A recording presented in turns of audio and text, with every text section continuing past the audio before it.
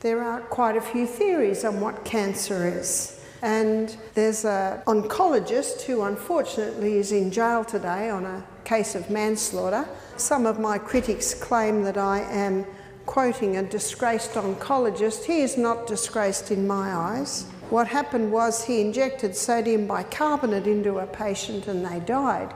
My husband says if only he'd injected chemotherapy, he would not be up on a case of manslaughter. Was the man about to die anyway? His name is Dr. Tullio Simoncini. He's an Italian oncologist. He was getting a 90% success rate with cancer. And his book is called Cancer is a Fungus. And also Professor Constantini, he was former head of the World Health Organization Department of Mycology. Mycology is the study of fungus. And he also found that with every case of cancer, when he tested them for fungus, they always tested positive to fungus in the body. But remember, it's just an opportunist organism. It's there for a reason. There are many, many causes of cancer. And I think most people realise that the #1 cause of lung cancer is smoking. Over many, many years, the cigarette smoke has damaged the lungs. The opportunist organisms come along and start to clean up the damage. And in every case, it can be different. That's why no two cases are the same. I have many books in my library at home, and I have quite a few books on scientists, professors, doctors, and nutritionists, naturopaths who are having success with conquering cancer. So I'm always intrigued, why? What do they do? And there are many different modalities people use, but I looked for 3 common denominators. So I'd like to show you those 3 common denominators. So we're going to look at it like this. Cancer loves. In other words, if cancer is given these conditions, it thrives. It loves glucose. In fact, cancer cells consume 15 times the glucose of any other cell.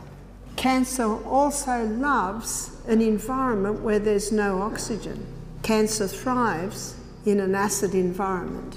On the other hand, let's make a list of what cancer hates. And if cancer hates this is what we want to give to the body. Cancer hates no glucose. I'll draw you the cell in a moment and it will explain it. And cancer hates oxygen. The fact is, cancer cannot live in the presence of oxygen. And cancer hates an alkaline environment. So what we aim for at our retreat is creating an environment that is very low glucose, has optimum amounts of oxygen, and creating an alkaline environment at the cellular level. The acid alkaline of blood cannot change, but the acid alkaline at the cellular level can change. And so what we aim to do when we're giving the body a condition where cancer cannot survive, we look at starving the cancer. And when you have a look at many cancers have a fungal component, what does fungus love? Glucose. So let's look at the cell. And we'll be going to the cell a few times this week. So the glucose goes into the cell, and when it gets into the cell, it goes through a 20-step pathway. These are 20 little chemical reactions, and that gives us 2 units of energy. Now this 20-step pathway is a pathway that does not use oxygen. It creates energy by the process of fermentation. The end result of this 20-step pathway is a chemical form of glucose called pyruvate. And pyruvate, as the chemical form of glucose, gets fed into the 8-step pathway. This 8-step pathway is called the powerhouse of the cell, because this 8-step pathway delivers 36 units of energy. So how come a 20-step pathway only gives 2 units of energy? How come an 8-step pathway gives 36 units of energy? The difference is oxygen. Now this pathway here, this 20-step pathway is very fast. It's a very fast pathway to the point that it's consuming 15 times the glucose. This pathway is a slow pathway. So you can see cancer loves no oxygen. Cancer loves 15 times the glucose. This is where cancer loves to thrive. This is called the glycolytic pathway in the cell. This is the mitochondria, specifically the Krebs cycle in the cell. Now, a normal cell will just pass through here, but the cancer cell's consuming huge amounts and often is just running up there. And most people with cancer, you ask what their energy levels are like. Very low energy. You see, it's only giving 2 units of energy compared to 36 units of energy. We have 25 trillion red blood cells, and the red blood cells carry the oxygen, the red blood cells carry the nutrients, the red blood cells carry the water, and the red blood cells carry away the waste. So that's 25 trillion. So the 75 trillion other cells all have this energy cycle in them, whether it be a muscle cell, a skin cell, a heart cell, any cell in the body. So what we want to do is we want to starve those cancer cells.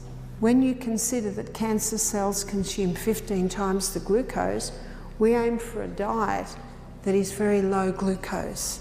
So what would that diet be? It would be high vegetable. Vegetables are high in fibre, they're high in minerals and low in sugars.